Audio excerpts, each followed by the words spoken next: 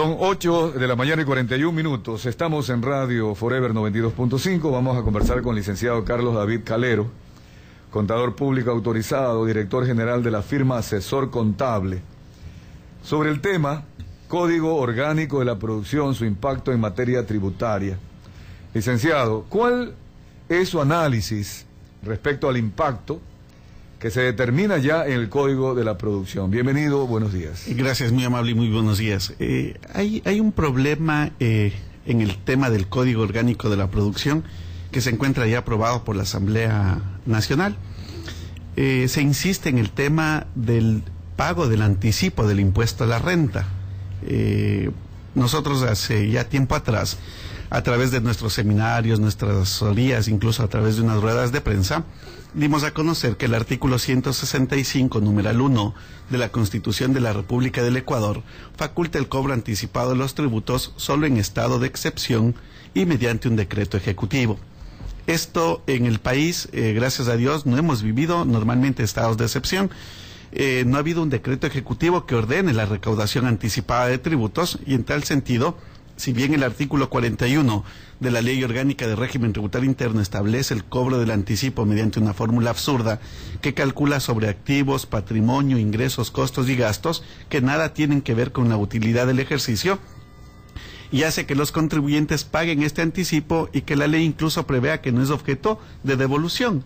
Aquí en Guayaquil, cuando dábamos una exposición, había un participante que dijo lo siguiente: el Servicio de Rentas Internas se declaró un lagarto, quiere tragar y no vomitar. Y como lo comparto, lo repito, yo creo que es así.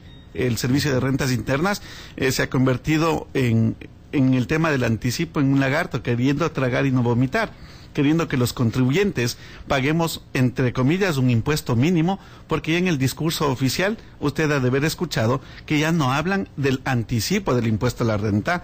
Tanto las autoridades del Servicio de Rentas Internas, del Ministerio de la Producción, los asambleístas del gobierno, hablan del impuesto mínimo, y se nos vende la idea de que se creó un impuesto mínimo en el país, cuando en el país no existe impuesto mínimo. Y esto hay que aclararlo porque nosotros enseñamos a nivel nacional de que no hay que pagar el anticipo por ir y violentar la Constitución de la República del Ecuador en su artículo 165, numeral 1.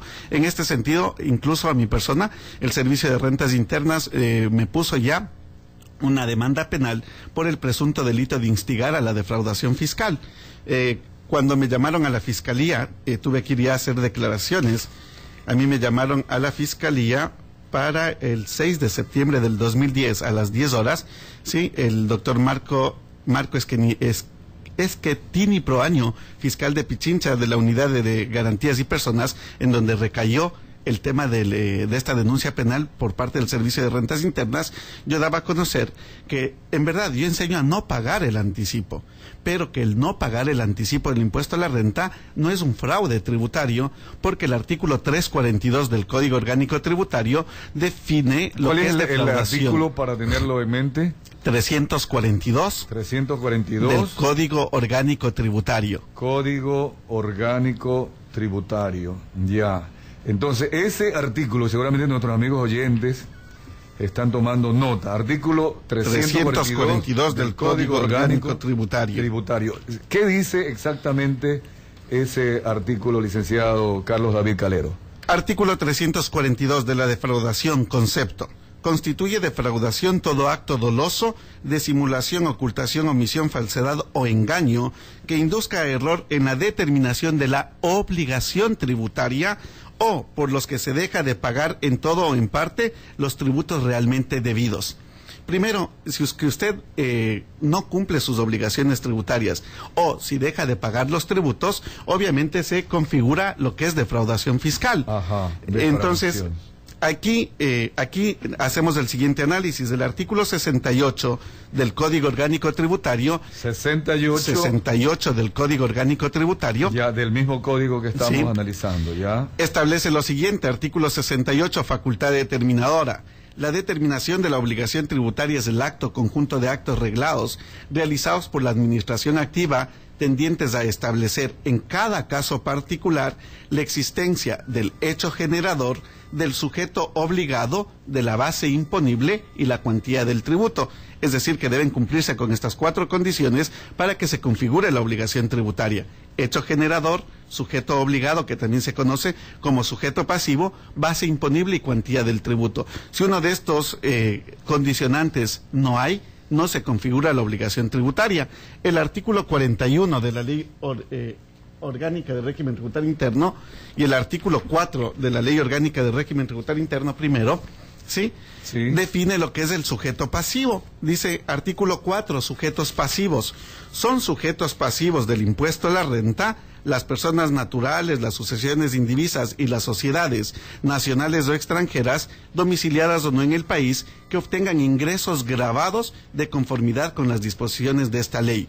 Los sujetos pasivos obligados a llevar contabilidad pagarán el impuesto a la renta en base a los resultados que arroje la misma.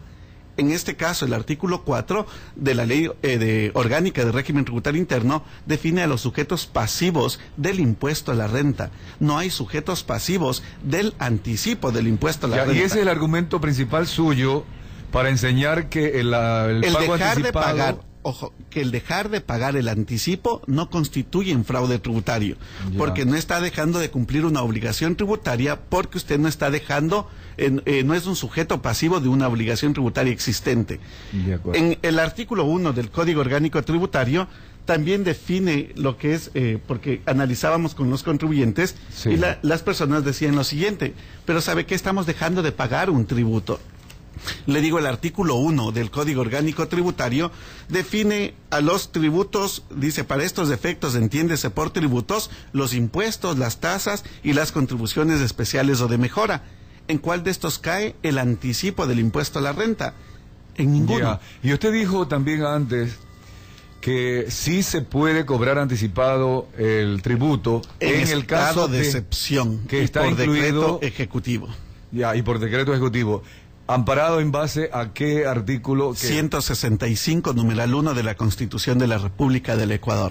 Con ese respaldo constitucional y legal, ¿usted ha sido entonces en este instante citado a declarar ante quién? En la Fiscalía. En la Fiscalía por una denuncia penal presentada por parte del Servicio de Rentas Internas. ¿Qué delito incluye la acusación? Bueno, ellos dicen que estoy cometiendo el presunto delito de instigar a la defraudación fiscal y piden prisión de 15 días a 2 años. Ah, caramba. Ya, entonces yo por eso estoy demostrando que no hay defraudación. Ya, ahora, ¿sí? Este tema, obviamente que con la ley, la Constitución, en un Estado de Derecho, usted debe ser respaldado, licenciado Carlos David Calero, y esperemos... Y ojalá que le vaya bien y esperemos que la justicia haga justicia. Oiga, el día 30 de septiembre, cuando hubo el estado de excepción por los temas conocidos del día 30 de septiembre, había cantidad de contribuyentes que han seguido cursos con nosotros que nos llamaban a preguntar si ahora sí nos podían cobrar el impuesto de manera anticipada. Porque había el estado de excepción. Porque había el estado de excepción. Le digo, ¿saben qué? Déjennos leer. ¿Ya?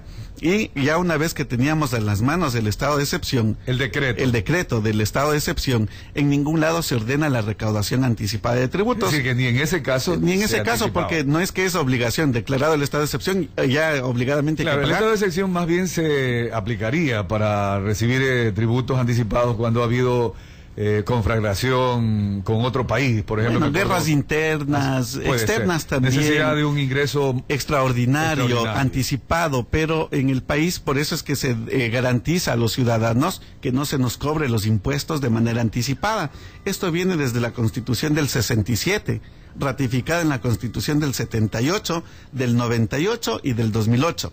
Esto no es nuevo. Bien, vamos adelante, licenciado Carlos David Calero. Con este antecedente, yo quisiera desglosar este tema del pago de impuesto anticipado en 3 aspectos.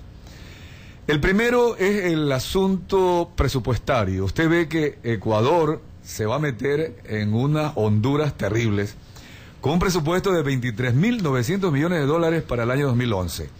Es obvio que el gobierno debe financiar ese presupuesto, porque inclusive ya se habla de un déficit, un vacío financiero de algo así como unos 4.000 millones de dólares nuevamente como el 2010.